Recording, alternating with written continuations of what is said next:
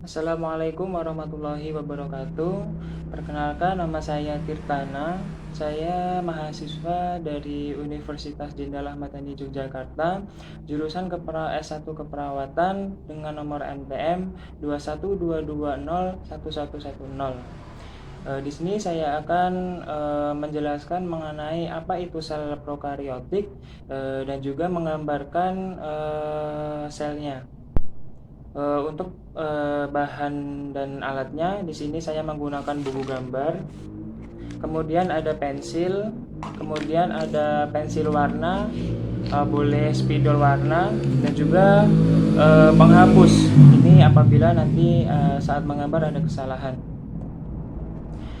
Baik, sebelum saya menjelaskan dari bagian-bagian struktur sel, mari kita lihat videonya terlebih dahulu. Gimana sih cara menggambar sel prokariotik itu?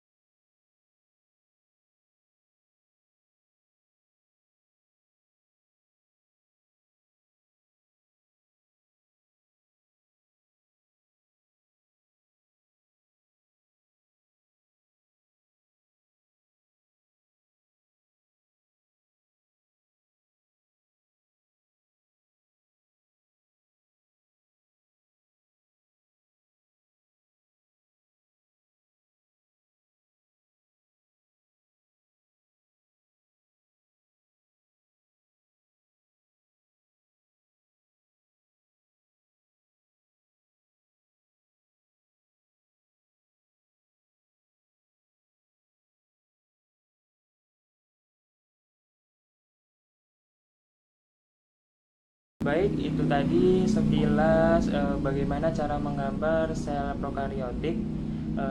Selanjutnya saya akan menjelaskan bagian-bagian atau struktur dari sel prokariotik sendiri.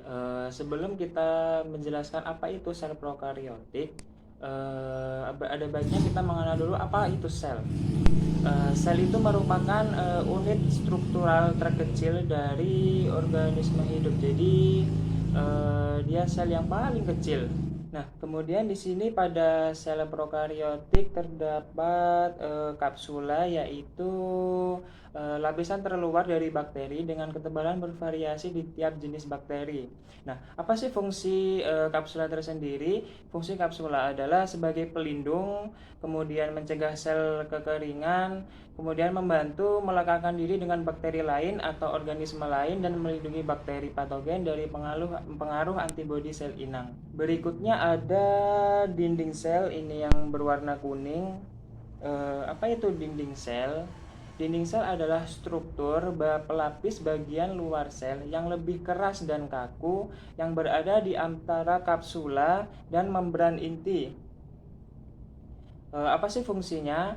Fungsi dinding sel adalah untuk memberi bentuk dan melindungi organel internal sel. Nah, kemudian ada yang ketiga, yaitu membran plasma yang berwarna hijau. Nah, apa sih membran plasma itu?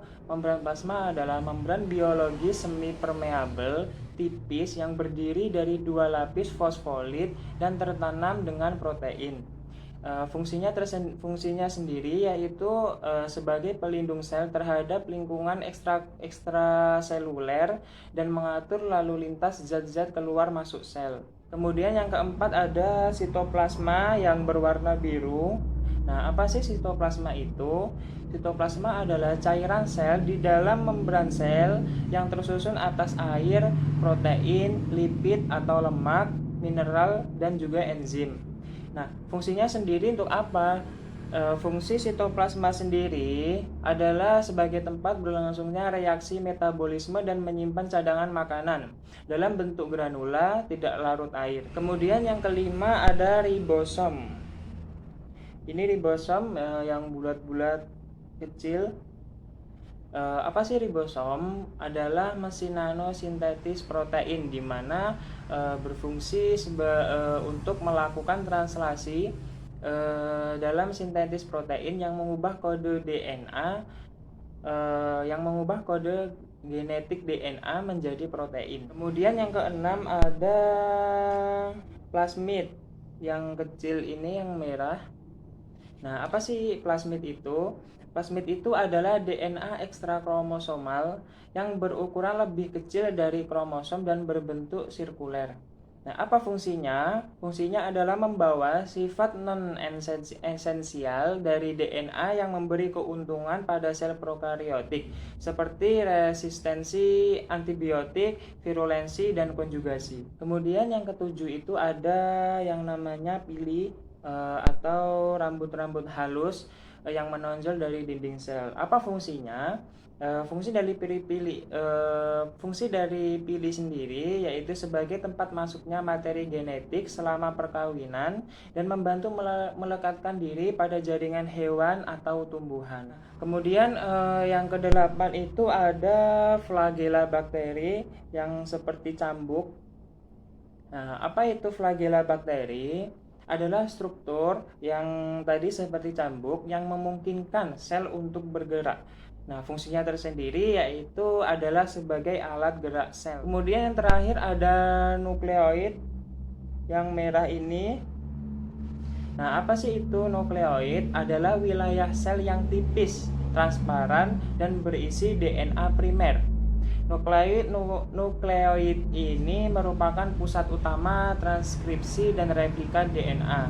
Nah, fungsinya untuk apa? Fungsi nukleoid serupa dengan inti sel atau nukleus pada eukariotik, hanya saja tanpa membran inti sehingga mengalami kontak langsung dengan sitoplasma. Baik, sekian penjelasan dari saya. Apabila ada kesalahan saya mohon maaf. Saya akhiri. Wassalamualaikum warahmatullahi wabarakatuh.